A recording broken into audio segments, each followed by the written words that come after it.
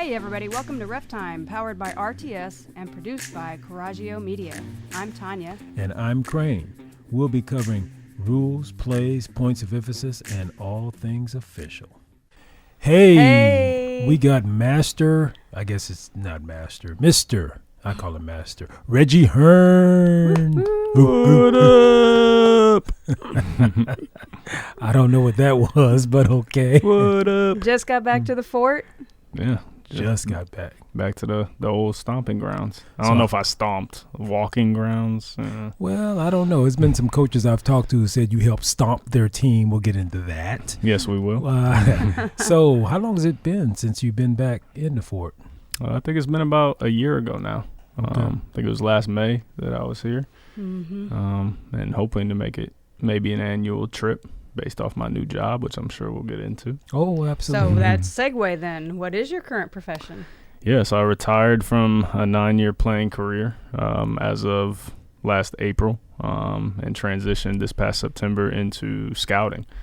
So I'm what's called a West Coast personnel scout for the San Antonio Spurs in the West region. Congratulations. Yeah, it's a lot more fun to watch basketball now than it is to play. A lot less painful? A lot less painful, mentally and physically. Right. Yeah. And you probably don't remember what you said to me when you got that job.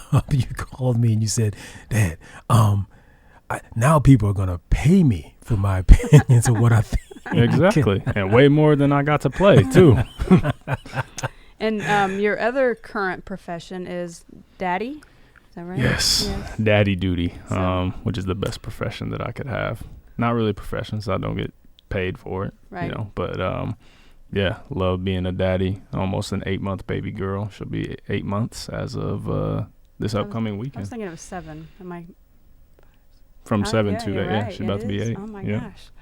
Guess I could say congratulations, Daddy, but I also get to say congratulations, Grandma and Grandpa. Yay. Well, that's not exactly your name. Yes, she's I knew grandma, you were going to but go there. No, we're not going there. I knew we you can't share with the people what your name is going to be. You're going to anyway, so Yeah. knock yourself out. Exactly. So This is not that. I just want everybody to know this is not the name I have officially adopted. You haven't embraced it. You don't. I have not embraced it because I have my own. But you Okay. don't choose your own name. Yes, you do. No. So we will be indoctrinating little Zariah, which is my baby girl's name, by the way. She has 2 grandpas who are both bald. That's irrelevant, but it's funny. You just had to And say she it. has a black one, which is you, and I'm a not white black, one. pretty ebony brown with just a hint of raw and Filtered. Raw and unfiltered. Thank you. Honey. I needed to be reminded. Go ahead, Reggie. you Okay, were but saying. black is quicker. We're trying to be precise. We're on a time crunch here. We only got studio time for a certain amount of time. You're black. Whatever to both of y'all. Okay, so you're black, and then on her mom's side, she has a white grandpa, Jeff. Okay, he's Pop. You're Pop. You guys are both Pop, so we call him Vanilla Pop, and you're Chocolate Pop, Chalk Pop for short. You're Chalk Pop. Moving right along here. Chalk pop. All right. So They say things grow on you, but that one is just not taking root. It's gonna stick. we'll see. So Let's as we were So explaining. what's her nickname? We're good. I- TT. TT. I could do TT. He just came up with that. I Just like want you, that. the I like look on that. his face. I like TT. He Actually, he just came up with that. No, it was G actually. She said TT. TT. I can do that. I figured I you'd can like do that. that. Yeah. I figured you'd like that. Mm-hmm. Okay, so one question, jumping back to the professional side. I think I know, but tell the public, why did you start playing basketball in the first place? Well, you guys being my family was big into basketball growing up. You and Mom like to tell the story about how I was in the womb and bouncing a little ball on me, and We did. and I would poke back. So I was trying to get my work in before I even came out into the into world. Yeah, so it just kind of always felt like it was in my blood, and obviously now I'm big into my faith, and I feel it was a calling of God as well. So all of those things kind of came into it, and just being around the game made me love it. Always shooting on the side of the court when you were in your over 40 over 60, 70 league, whatever it was. Oh, okay, we're going there. Okay. Sorry, I just no, I'm you're getting not. You're older not now. sorry. You're not sorry at all. You enjoyed that. He hasn't quite reached 70 yet, but not Yeah. that he wouldn't play in an over 70 because they, He wouldn't play in an over No, 70. you're right. I am happily retired. yes, happily. Yeah. Thank We you. were talking before the show. It hurts to play Yeah. that game. It does. When it takes you longer to put on all your armor, your knee braces and your ankle braces than it does to actually play the game, that's when you know Yeah, because now you have a arm sleeve too, right? Yeah, you were did. playing, yeah. I kept falling on my elbows, so I got to pad those up. Had to pad the knees up. Like, and then everything after was the padded. game, it was all wrapped in ice. Yep. You walked out like the Michelin man with bags of ice around you. Yep. Both ankles, sometimes the knees. Wow. A lot of people my age ask me, well, they don't anymore, but in the last 5 to 10 years, they would ask me, Crane, don't you miss it? You want to come out and play in the 50 and over? And I'd look at them and go, no. You don't miss it? Not at all. Yep. How can you not miss? I'm on the court all the time. They go, but you just said you don't play. No, I ref. Mm-hmm. I don't go out there to play for free. If they don't pay me, I'm not going out there because it hurts. Yeah. Yeah, and I can say that's one thing I've learned, like getting back around to my job and with what you do with reffing, what I do with scouting. There's so many ways to stay involved in basketball beyond playing, and I didn't know that. Most of us as don't. a player, but like it's a multi-billion-dollar business. Yes, sir. Starting at the NBA, going on down. So if you love the game of basketball, everybody has a dream to play, but there's ways to be around the game. Yes, but sir. you don't have to be playing it. Yes, sir. And for me, it just got to the point where playing was physically and mentally taxing. Like it exceeded the joy I got from playing. Right. So that's when you know it's time to walk away. And And I feel great. And you remember the thing we always talked about yeah. What was it? You've always been in my brain. I hear dad in my brain, even though I'm miles away. And I want everybody to hear this. Go ahead. Yeah. My dad would always say, if you're no longer having fun, then it might be time to walk away. Yeah. So. And I love what you said about there's so many different ways to be involved with the game. Mm-hmm. And I was like you. I didn't know it coming out of college playing and then getting into men's leagues. And I was thinking, there's no way I could enjoy this game if I'm not playing it. But you don't realize until you get put in another position to participate that you go, wow, man, I love this even more. And I don't have to be dribbling the ball. I don't have to be beating up my body. Mm-hmm. So, yeah, I'm really glad you said that. So let's move into a little bit about career highlights. So you've played the game for a long, long, long time. Mm-hmm. What are some career highlights you remember on any level? Yeah, the first one that comes to mind has to be going to the state championship my senior year with Fort Wayne Snyder. Shout out to the Panthers, anybody who's listening. Fell short in the championship game, but to have gotten farther than any team up to that point, to be a part of a great group of guys known as the Fab Five, 5 seniors who had played several years together to get to that moment and fall just a little bit short. But still just being along for that ride was awesome.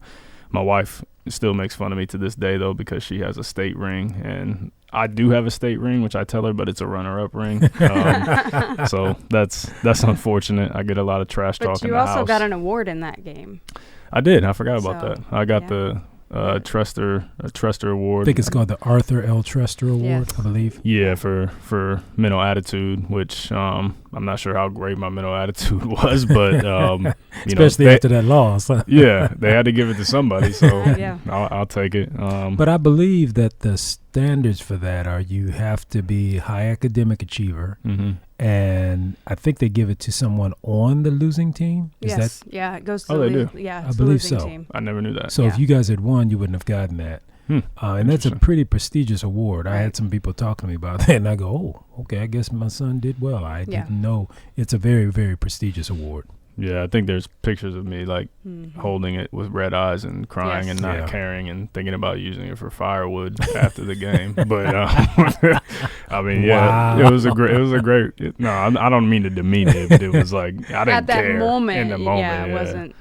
Well, looking back on your high school career and your college career and your pro career, I mean, you had some really outstanding opportunities to do well in the sport. And you've always said, which I've been very proud of, you always said, Dad, I just want to play this sport and I want to give glory to God. I want to give glory to God. And that's a very rare thing. You don't see that in players very much. You don't hear them say things like that.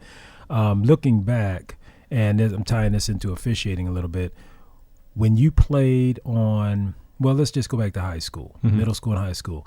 all the different gyms you and I would go into, all the different places we would go into when I was playing or when I was officiating, what things do you remember? What stood out in your mind in terms of, seeing your dad officiate? And when I say that, I'm asking what things stood in your mind in terms of high school officials. Or maybe you remember some high school officials. I don't know. Well, the first thought, if you ask what first comes to my mind, it's my dad calling the carry dribble. Man, why you got to go was there? he calling it way back then? Yeah, absolutely. Yeah, because we would talk about it. I would tell him, I don't want to see you carry that ball in your game. He would tell me. I would tell him that. He'd be like, yeah, you. And he would do it and look like a dance move. He'd be like, we're going the other way. I'm like, all right. Wow.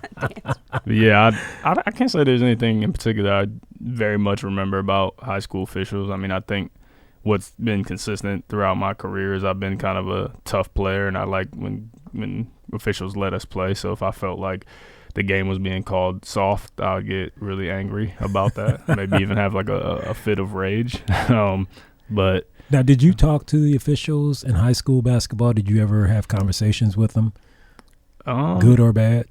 I'm sure there were bad ones. I'm sure there were mad ones, more specifically. But you never got penalized for any of that you can remember? Not that I really remember. Okay. I don't really remember other officials ever saying anything, right. I negative don't about having interaction with you or anything. Because that's the first thing went through my mind. I was thinking, I don't remember any other fellow officials making comments about my son and the way his attitude was. Do you remember coming to our association banquet a few years ago? Yeah, I do. As a speaker? Yeah, that was fun. That was fun. Yeah. That was awesome. Yeah, So. there was a little bit of contention around that when I was on the board. Well, no, we were talking about getting a speaker in, and they were trying to decide who to get in. Mm-hmm. And there was a little bit of discussion because it was a conflict of interest being my son. I'm going, but you guys need a speaker. Mm-hmm. And one of them spoke up and said, hey, it'd be great for us. So, yeah. So, yeah, that was fun. And then you did a fantastic job. Yeah. I mean, it was. Oh, they loved it. Yeah. I just remember comparing you guys to zebras, which was fun for me. Yes. Comparing you to animals, but doing it in a fun way. Yeah, I mean, I remember it. He's going to mess around and get run out of town by the officials. He keeps talking about us like this. So, I don't know where you were going, but this is the question I want to ask. He didn't finish up with his career highlights. All he got done was Snyder. Oh, yeah, okay. man. You didn't let him finish. I don't think I interrupted you. I think you interrupted yourself, but go for it. Yeah, so after Snyder walking on at Northwestern, which long story short, I think the highest I got recruited was University of Indianapolis. Mm-hmm. That coach had called me and offered me a scholarship, but most of the rest was NAIA or Division III. But I decided, if I'm going to play, I want to play at the highest level. I've just always been like that. Mm-hmm. Maybe got it from my daddy, maybe not. And so then narrowed my schools down to Northwestern, walked on there. I remember going to visit, and one of the assistant coaches, actually assistant coaches was Mitch Henderson, who now coaches at Princeton. They just went on their Sweet 16 NCAA tournament run. It was cool to see him have success, but I just remember him sitting down and telling me, hey, we like you. We thought you can shoot a little better than we thought, but best case scenario, you probably won't play till your junior year. And then that's exactly what ended up happening, didn't get a chance to play my first couple years, beat out one of the seniors at the start of my junior year to kind of take his spot, and then a couple other guys in my spot got injured. Coach had to put me in the starting lineup. I was scared, puked before the game, but that became a trend. Yeah, Yes. My body just reacted to the anxiety. Right. But the last 2 years, started and played every game. Never gave up my starting spot, so that was really cool to be a part of. And by the end of my career, my senior year, I was starting, made honorable mention All Big Ten as selected by media members. And then from there, got drafted into the G League, 6th round, 4th pick by Idaho Stampede, and ended up playing 9 years in the G League, with some highlights there being, playing some USA basketball stints to help the U.S. qualify for the FIBA World Cup, and then winning the 2018 male basketball athlete of the year for USA basketball. I was actually just talking about this the other day. Too bad this is a podcast and people can't see it, but there's a picture where, because of my service to USA basketball, they invited me and 2 other G League players to the USA basketball national team mini camp. So Kevin Durant, Dame Lillard, James Harden, Westbrook, all these guys were at this camp there, and they're playing, and I got to be a part of that. So they go to take a picture, and the two other guys who were from the G League got placed in like the top left of the picture. For some reason, I'm smack dab in the middle next to Dame Lillard and right above James Harden, like literally the center player in the picture. Wow. And people on Twitter like are blowing it up like, who the hell is this dude? Like, why is this dude there? And so that I would say is one of my favorite highlights. And, to me, I go back to the providence of God, like God saying, hey, son, like you belong here despite, the confidence issues that I had. And, he placed me smack dab in the center of everything. And the last thing I'll say about that experience is on the picture, I always like to brag I have the biggest Adam's apple of all those guys. Like, it's very, very prominent.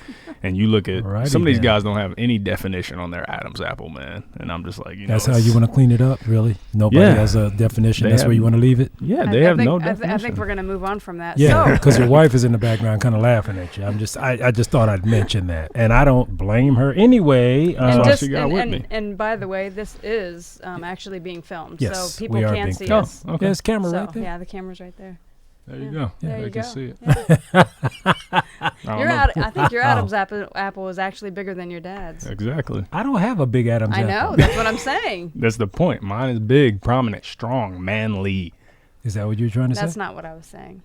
You wait till we get off here. Right? We're going to talk about officiating on this podcast, and so let's segue into that. He didn't answer my question. What's a memory you have from going to games when your dad was reffing? I did tell you. I said the carry dribble. That is my most prominent memory of watching you ref. Wow. Yes. Now, when we asked Sydney that question, she would say, I remember being in the stands and people saying, your dad. No, they didn't say your dad. No. They said he's whatever. No, because she was younger, and so she would hear people, and start fights. making comments about the officiating, not necessarily him specifically, but then she'd be, he'd look up at us or whatever, and she'd be like, hi, Daddy. And I'm like, no. don't let people know he's in stride. Right. Nobody knows. Not a zebra. Yeah, she might get taken. Like, shoot, these people crazy. But I know one memory that you should have going to some of his games would be the hospitality rooms. Oh, yeah, where you get free food? Uh-huh. Yeah, because I remember the first time you got called up to the NBA, he calls me up and said, Reggie, so you got this going on. He goes, yeah. I said, well, okay, then what's the most exciting thing for you? And he said, without hesitation, he said, the food. The food, man, is everywhere. The income they get, and his favorite thing was the food. Yeah, because you got top-of-the-line chefs, and the food is always available. He is still talking about this. I would have got fat. I wasn't playing, so, I was working out during the day, but I would have got fat. There's food before the game, after the game. If you go into an away game, there's food, after practice, before you go to the tarmac to the airport. Once you get there, there's chicken wings before you get on the plane. Then once you get on the plane, there's, sir, would you like beef stroganoff or sushi? Oh, yeah, I would. Can I have both? Yeah. But I remember when you were at Northwestern, we would go to watch your games in Chicago, and after every game, you would come walking out with a box of 2 or 3 boxes of food. Yep. Pizza. Lou Malnati's pizza. Just had some, a couple nights ago. It wasn't just pizza. You guys would always have tons of food after games. Yeah. And he wasn't offering us not trying to share a morsel. I just burned off thousands of calories. Oh, you're going to justify that. I need to while he was sitting on the bench. That was only the first couple years. We have to move along. Running out of time. Yeah, we're running out of time here. Wow, T, I can't believe you went there. I was just talking about the first couple years. Thank you. Because he's been drilling me all podcast, so that was good. All right. So since we talk about officiating, and obviously in your 9-year professional career, but then even before then, playing high school and middle school, what is maybe a pet peeve that you have when it comes to playing under officials, like certain calls that they would make, not make? I think, like I mentioned earlier, one of the biggest pet peeves is I like to play tough, and I felt like my dad always said, I got 5 fouls. I feel like it should be a foul, like a legit foul, if I only have 5.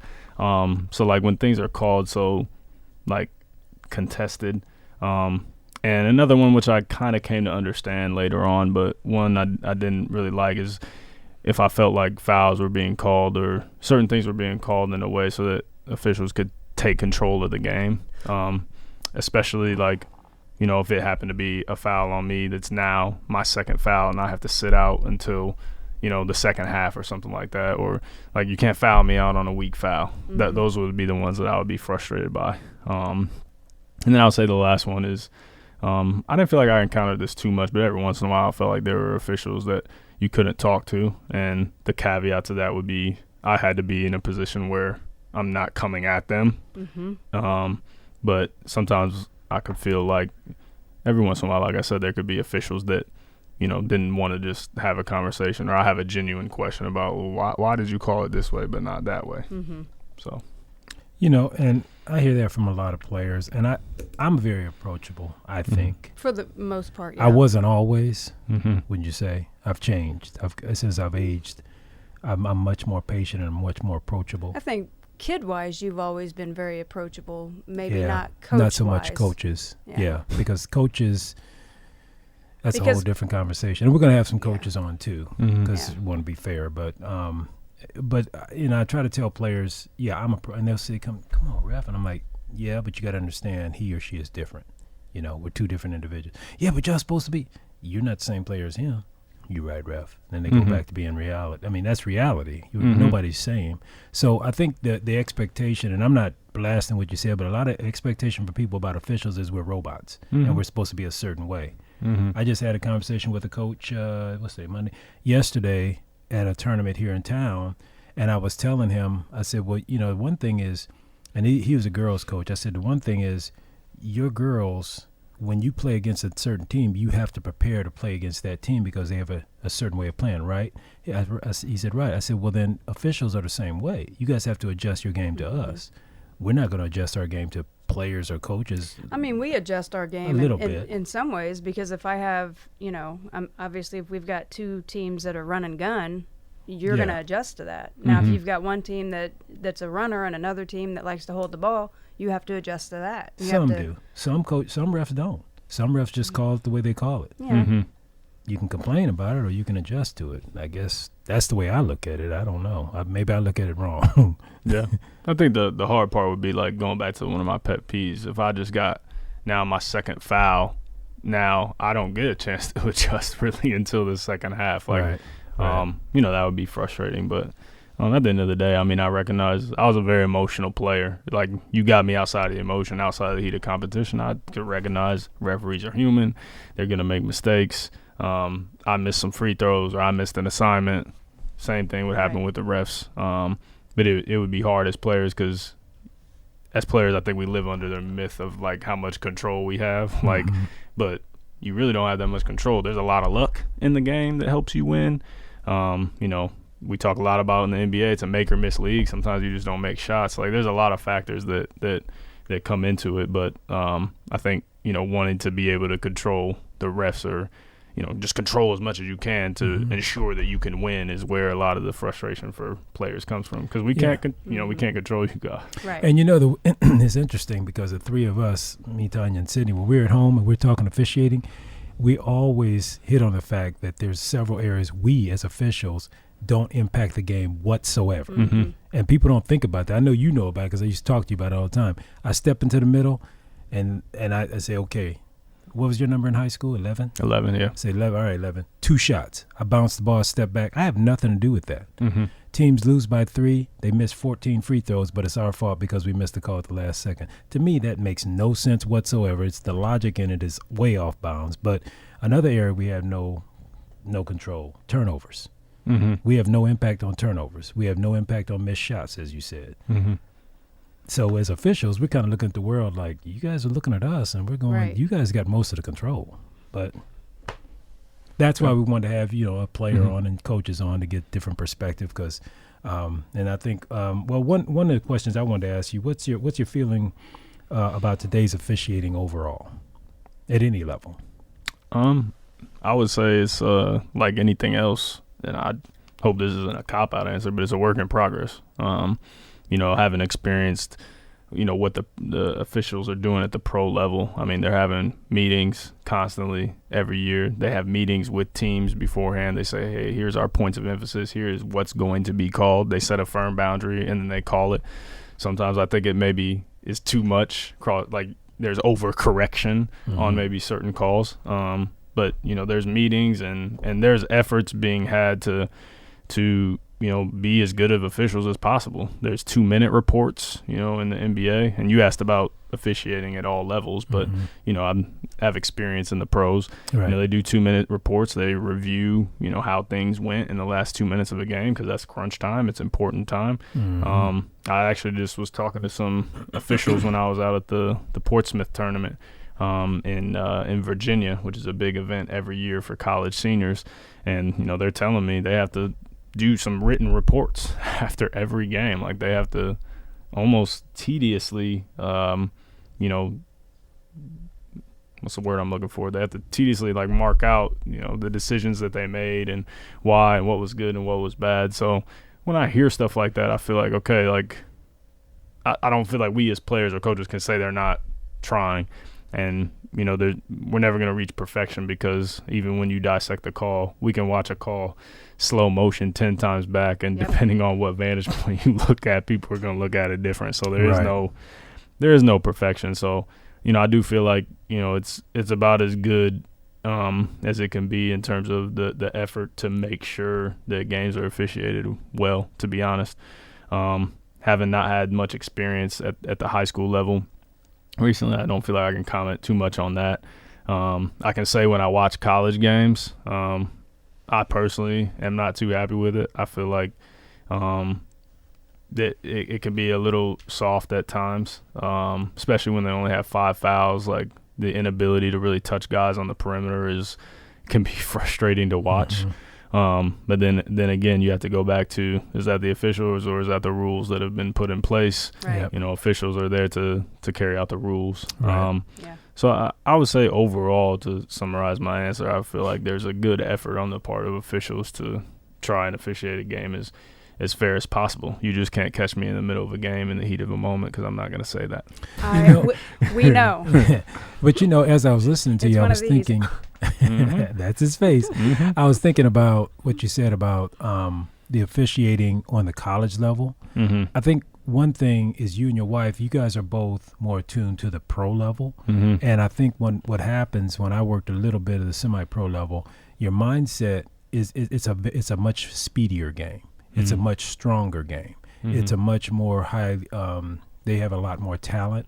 And so when you come down to the college level, I think our expectations are still that these kids, I'm going to emphasize kids, are still supposed to play on that level. And then people make the argument, well, we got to get them ready for that level. Let's keep it real. You came out of high school, Fab Five. People have told me you're the only one that ended up playing semi-pro. I'm sorry, pro, and then on to pro. How many of these kids are going to go on to that level? So, but we hold them to that standard, not realizing that most of them are never going to play there. So the rules, like you mentioned, are written differently. They're written for the amateurs. I mean, we do college, women's college, and when I go do a women's college game compared to a girls' high school game, they're worlds apart. They're completely worlds apart. So I can't come into this high school environment expecting to call the game, number one, with the speed and strength that we call on the college level. Because I know when we go to college, they've told us at camps, and it's even high school girls playing at these camps we're going to get picked up for college, and they're telling us, let them play strong. We want to see how strong they are. And some of these girls are not ready for that. Wouldn't you agree? But that's what we have to deal with. So, I'm glad you made the point that you really couldn't comment on high school or college, and you go watch college and you say you're a little disappointed. And I can't tell you I'd do your job. I wouldn't try. But keep in mind that those are still kids, and they're not ready for your level. I remember one time you were home for the summer, and you and I were watching something. It was, I think it might have been the OBA or something. And you sat there and you surprised me by what you said. I said, Reggie, what do you think? Think you could play with those? And you looked at me, you like, Dad, I would eat them alive. And I looked at you, I said, and that you're usually pretty humble. So when you said that, I looked at you, I said, where'd that come from? And you go, I'm not trying to be mean. I'm just saying, Dad, I know how to play the game. I'm watching what they're doing. I would eat them alive. I would score at will. And I believed you because you played at a much higher level.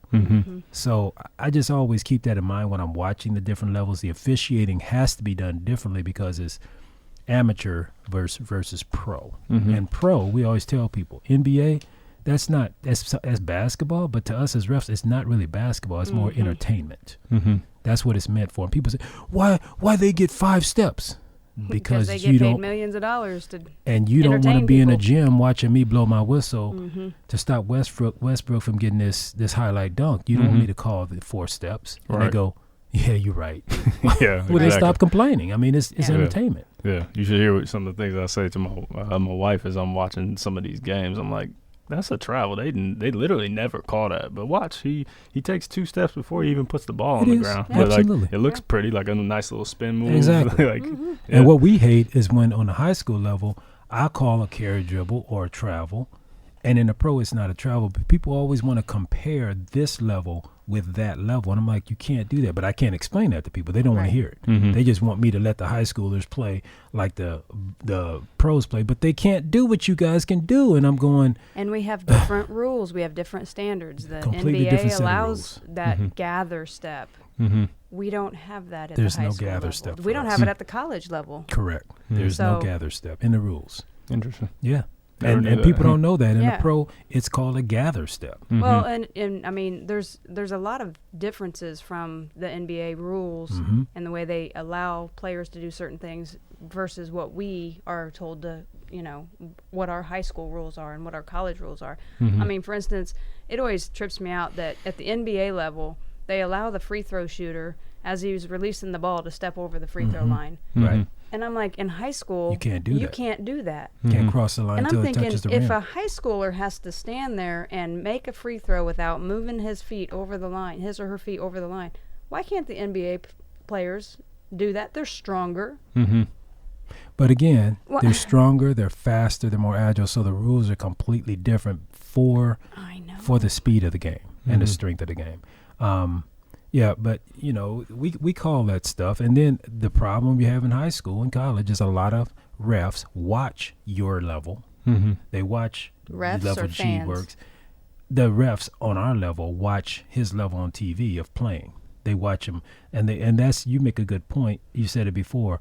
A lot of people will watch the highlight film of the NBA, but they don't watch the whole game. Like a big pet peeve of hers is the jerseys being tucked in, and at the NBA level, they have to have their jerseys tucked in. At the high school level, they have to have their jerseys tucked in. The difference is at the high school level, they don't get fined. At the pro level, they get fined if they're not dressed appropriately when they come onto the court. So, do you know anybody on that level that's ever had a problem with their jersey? Their refs are on them on a regular basis.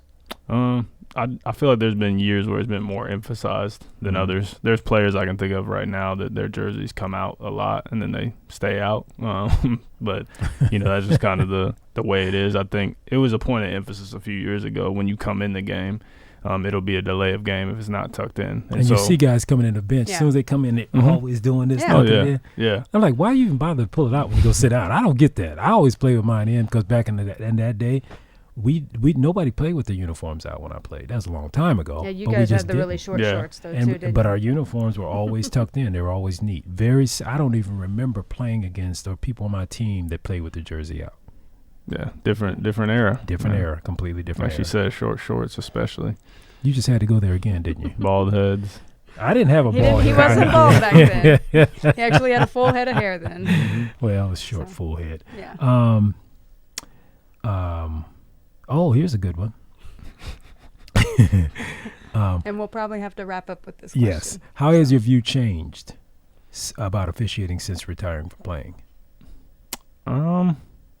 Well, he already said that he recognizes that we're human now, so go ahead. Sorry. He might have said something else. Let him get it out. I think kind of based off the conversation I told you guys I had with some referees out at Portsmouth is just not and don't take this the wrong way, not that you guys didn't work, but I didn't know about reports after the game. I didn't know, your bosses can be constantly on you. Now this is the NBA level. But especially in college too. Yeah. Even high school. Yeah. It sounds like it's a lot of pressure, honestly. I don't think most refs worry about pressure from players on the court, really from coaches, because you're always getting yelled at. I don't think you guys really worry about that, but I would imagine there has to be some stress that comes from, your supervisor, or if you miss a certain amount of calls, you may not get this promotion. You may not get to move up to the next level. Absolutely. I can imagine, I would just surmise for a lot of refs that there's a lot of pressure, and you got to fill out these reports, and it's very tedious. It's like perfection, which, like I said, probably doesn't exist, is expected. Get this call right, get that call right under a lot of pressure. We're not there to see you, all those different things. I think, like I said, being outside of the emotion of playing and kind of being able to talk to some more refs, I was like, dang, I didn't realize this. It could be a lot of pressure that's coming from a lot of different angles, not just players and coaches and fans on the court. It's coming from your supervisors. It's coming from like off court things, right, and your post game reports, and you have to file, you made 8 mistakes. When I watch film, that doesn't always get pointed out, by my coach.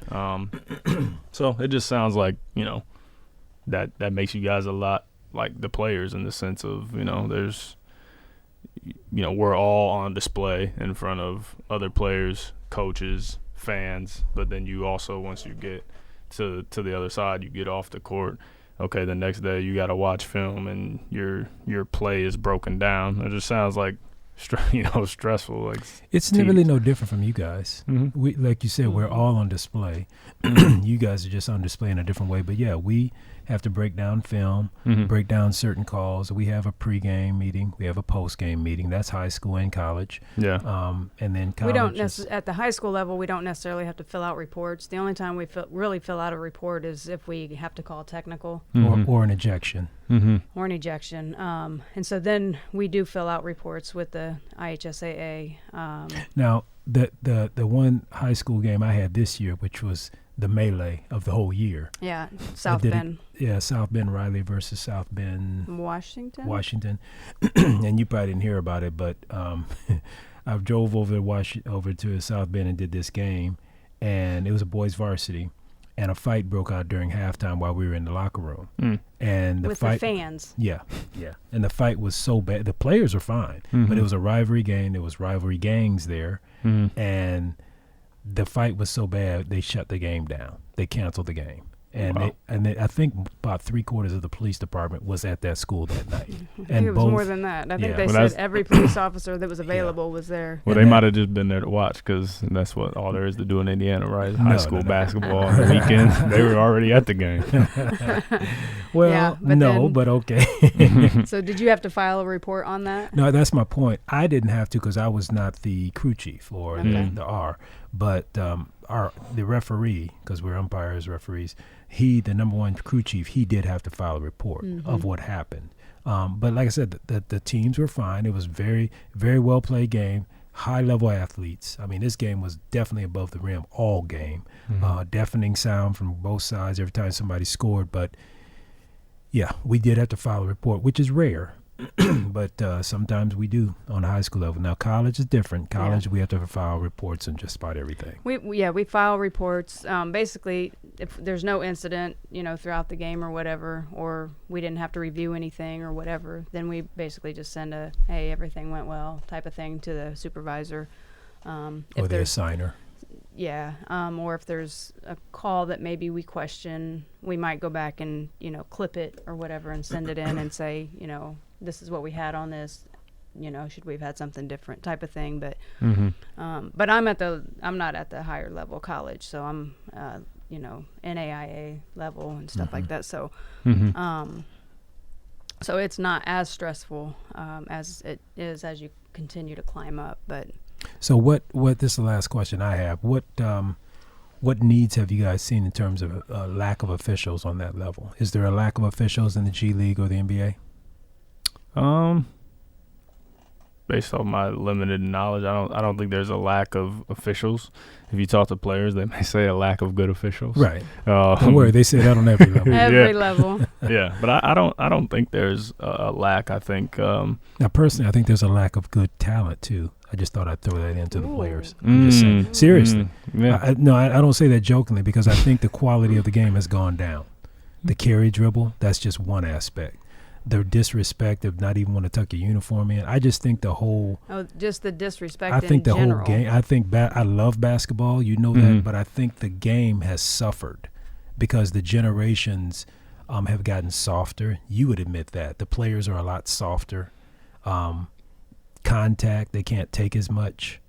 They expect a whistle when there's something done against them, but they don't want to hear a whistle when they do something.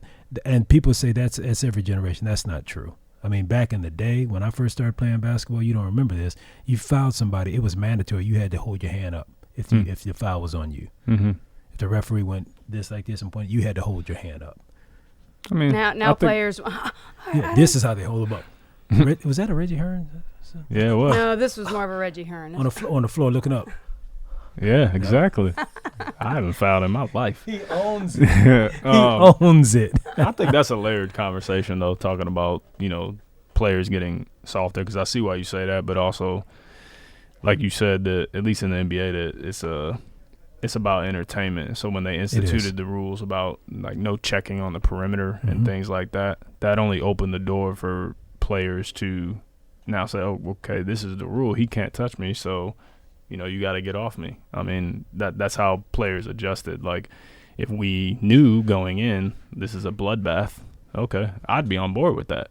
Let's go. But if we're going to say this is how we're going to call the game and I need my freedom of movement, well, this guy's impeding my movement. So, yeah, I'm going to throw him off of me, whatever. So, yeah, there's some players that I don't enjoy watching as well because I think there is a softness to it, but I also think that is part of because of the rules that have been instituted. Like, everyone wants to talk about the days of Jordan and the bad boys, you can hit somebody, and all that is true. But, now there's more emphasis on protecting players, which I also think is good. So now in the NBA, there's more going to the monitor and making sure this is a flagrant foul, or if you get hit in the face. Like, so I understand protecting players. At the same time, I also understand not wanting there to be a softness. So I think it's it's a delicate balance, no different than like what the NFL is going through with, they're saying, oh, the game's softer now. Well, you also have guys that have been getting concussions and then committing suicide and doing crazy things. That's another discussion, but that helps to illustrate my point. So I get where you're coming from, but I don't know if it's softer. I think it's just a different game. There's different rules. There's a different style of play. There's also a lot more resources available to players now. So I don't know if I would say the talent isn't as good. I think because there's more resources, the talent might even be better than it used to be. But, I mean, that's barbershop talk. We could get into that at any time. Well, one thing I have to agree with, and I've seen this, the athleticism of players is off the chain compared. And the things you guys can do and the things you guys – like the Euro step. I remember when the Euro step first came out, there's a lot of old school officials who call that a travel. And I remember when it first came out, I called it as a travel. Then I started looking at it, and another ref said, well, they get 2 steps, right? I said, yeah. He says, who says which direction the 2 steps have to go in? Right. And when he said that, I go, good point. So real quick, I know we got to wrap up. I've been talking about this with a lot of people. Okay. So the jump stop, why is that different than a 2-step gather? Because there is no gather on our level. Remember, there's no gather. Right. But I want to get your guys' perspective because if I go for a layup, I go for a right hand layup, right? I gather the ball and I go right, left, up, right? If I do a jump stop, they always call it a travel, even at the college level from what I've seen, if you don't jump stop and both feet land at the same time. Well, the rule is you have to go 1-2. Well, I'm like, it's 2 steps. Because but the rule is the feet have to hit simultaneously. Yeah, because when you leave, you're leaving off of one foot and then you're landing. We don't write the rules. But don't you do that on a gather? If I leave off one foot, I gather, now I leave this foot and go 1, 2. So if I leave this foot and I do a jump stop, 1, 2, I don't see a difference. Well, I'm 2 steps. I'm thinking you're saying 1, 2, and then you go up in the air and jump stop. Is that what you're doing? That's 3 steps. No. I'm saying, so if I'm driving to the rim, say I'm at the right wing and I drive right, okay? If I go up for a layup, I gather and I go right foot, left foot up, right? So 2 steps after my gather. But if I do it in a jump stop form, if I drive, I jump off my right foot, and then I jump stop into the lane, and I go left foot, right foot, but I jumped instead of gathering. It's called a travel, but I still went left, right. I still went 2 steps. I get you. I can see the confusion on that, but I think it has to do with the wording of the rule, because the rule for us is you have to come down simultaneously. Now, I personally think that rule needs to be changed, but it hasn't yet.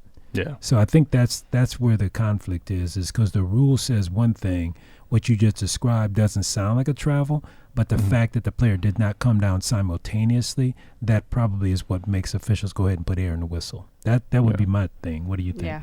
I mean, I would love to pull the rule out and just read it, but obviously at your level it's going to be different anyway. Because you guys get the gather step, so that changes it all for us. But on our level, they would probably call. I don't know if most officials would call that on the college level or the high school. I'm not sure. They definitely call. I've seen it called a travel multiple times, and I've talked to like other scouts about it, and I'm like, why is this a travel? There's 2 steps after the gather. So anyway, we'll have to do a show on that. Yeah. Might not be a bad idea. And people probably need to see a video of what I'm talking about. Yes. But like it's Anyway, I took us off topic, but I wanted to talk to some refs about it because I'm like, I don't get it. No, that's fine.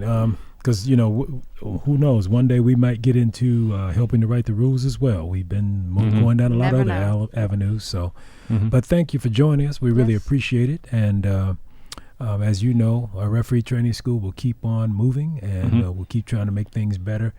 The fact that you're here to give us your input, that helps, because there's a lot of people out there in the Fort Wayne area, and you have fans in Illinois too who remember the Reggie Hearn. I think he's got fans everywhere.